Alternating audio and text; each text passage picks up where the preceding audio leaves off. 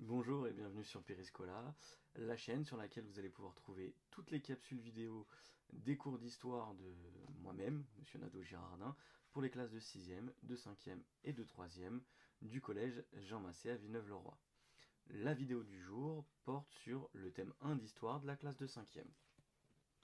Nous sommes donc dans le thème 1 d'histoire, chrétienté et islam, entre le 6e et le 13e siècle, des mondes en contact. Aujourd'hui, nous allons nous intéresser plus particulièrement au chapitre 1, Byzance et l'Europe carolingienne. En bons historiens, nous allons tenter de répondre à une problématique qui est la suivante: quels sont les liens entre le pouvoir religieux et le pouvoir politique dans le monde chrétien? En guise d'introduction, il faut se rappeler qu'en 393, l'Empire romain est divisé en deux parties afin de mieux le défendre, l'Empire romain d'Orient et l'Empire romain d'Occident. Mais en 476, l'empereur romain d'Occident, Romulus Augustule, est vaincu par Odoacre, un chef barbare germanique. C'est la fin de l'Empire romain d'Occident. On considère d'ailleurs cet événement comme marquant la fin de l'Antiquité et le début du Moyen Âge. Dans un premier temps, nous allons voir qu'il s'agit des empires héritiers de l'Empire romain. Au VIe siècle, l'Empire romain d'Orient a pris le nom d'Empire byzantin. L'empereur Justinien, qui règne entre 527 et 565, affirme être l'unique héritier de l'Empire romain. Il agrandit cet empire par des conquêtes, y impose les lois romaines, qu'on appelle le Code justinien, ainsi que le christianisme.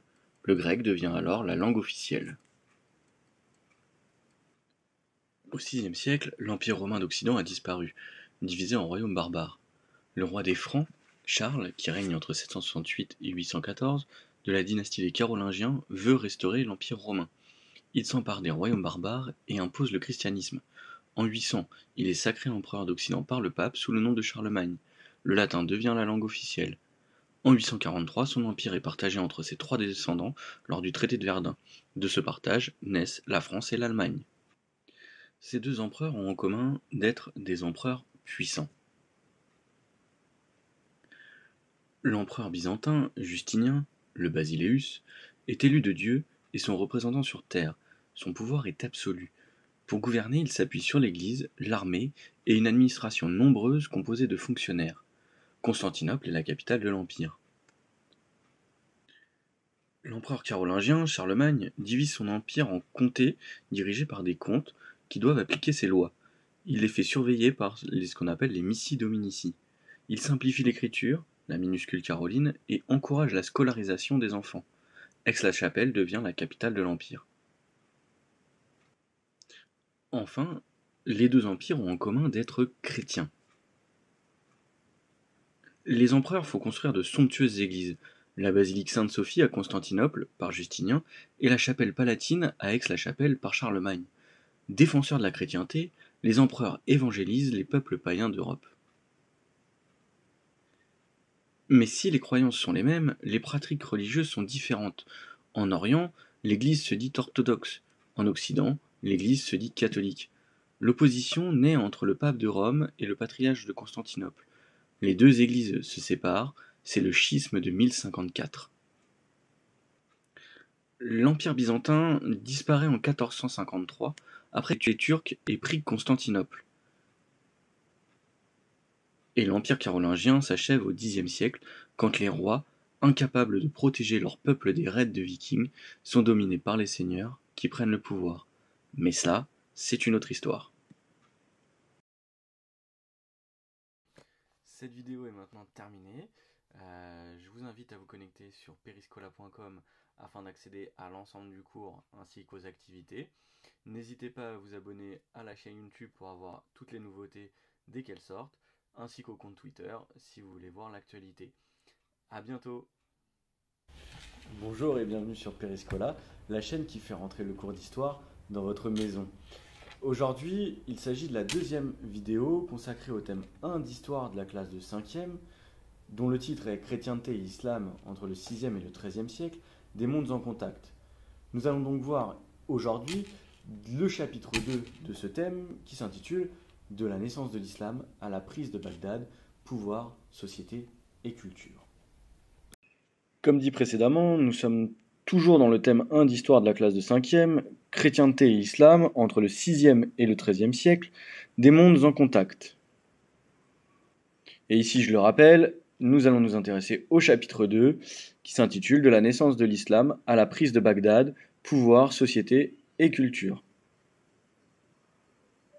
La problématique à laquelle nous allons tenter de répondre est la suivante, et elle ressemble à celle de la première vidéo, ou du premier chapitre si vous préférez. Quels sont les liens entre le pouvoir religieux et le pouvoir politique dans le monde de l'islam? Et donc dans cette première partie, nous allons voir l'islam, nouvelle religion monothéiste. La religion de l'islam naît au 7e siècle en Arabie. L'un d'eux, Mohamed, ou Muhammad, ou Mahomet selon les orthographes, affirme avoir reçu la révélation, c'est-à-dire que l'ange Gabriel lui serait apparu pour le convertir à une nouvelle religion, l'islam. Et il se dit alors être le prophète du Dieu unique, Allah. Il veut réunir les Arabes en une communauté de croyants, les musulmans soumis à Allah. Mohamed prêche sa nouvelle religion, l'islam, dans la ville de la Mecque, mais devant l'hostilité des habitants, il fuit la ville et se réfugie à Médine. On appelle cette fuite de Mohamed l'Hégire, à la date de 622. En 630, à la tête d'une armée, Mohamed s'empare de la Mecque, convertit les Arabes à l'islam et crée en Arabie le premier État musulman. Il en devient le chef religieux, politique et militaire. Dans le même temps, la religion musulmane s'organise. Le Coran regroupe les paroles d'Allah transmises à Mohamed. À sa mort, en 632, la plupart des Arabes sont devenus musulmans. Donc après avoir vu comment naît l'Empire musulman, nous allons voir désormais son fonctionnement. À la mort de Mohamed en 632, ses successeurs prennent le titre de calife. Les premiers califes qui règnent de 632 à 661, puis les Omeyyades, une dynastie qui règne de 661 à 750, conquièrent un vaste empire qui s'étend de l'Espagne jusqu'aux portes de l'Inde. Trop vaste, l'empire se morcelle avec les Abbassides à Bagdad, les Omeyyades à Cordoue en Espagne et les Fatimides au Caire en Égypte. Et en 1258, les Mongols venus d'Asie prennent Bagdad, capitale des Abbassides, et massacrent une grande partie de la population. Les peuples conquis par les musulmans se convertissent à l'islam, mais les juifs et les chrétiens peuvent garder leur religion contre le paiement d'un impôt. Le calife, représentant d'Allah, chef religieux, politique et militaire, gouverne l'empire avec le vizir à la tête de l'administration et avec les émirs et les cadis qui le représentent dans les provinces. Dans cette dernière partie, nous allons voir que l'Empire arabo-musulman cohabite avec l'Occident chrétien et qu'il établit des contacts pacifiques et guerriers, que ce soit avec l'Empire byzantin, mais aussi également avec le Royaume de France ou le Saint-Empire germanique, ou encore les villes italiennes. Les contacts entre les deux rives de la Méditerranée sont nombreux. La Méditerranée est sillonnée par des guerriers, des marins et des marchands.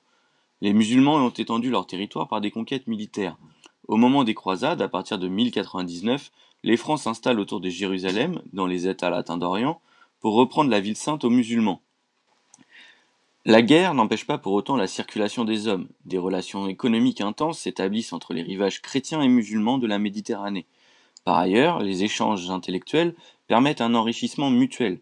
Les mathématiques, la médecine, l'astronomie et la philosophie font d'importants progrès grâce à ces contacts, notamment en Sicile ou en Espagne. Ce cours est maintenant terminé, je vous remercie de votre attention. Si la vidéo vous a plu, je vous invite à mettre un petit pouce en dessous ou un petit commentaire. Ne pas hésiter à cliquer sur la cloche pour vous abonner à la chaîne et avoir donc toutes les nouveautés. Si vous souhaitez suivre l'actualité de la salle 312 du collège Jean-Massé de Villeneuve-le-Roi, je vous invite à rejoindre mon compte Twitter et ne pas hésiter à aller faire un petit tour sur le site internet www.periscola.com. Et à bientôt.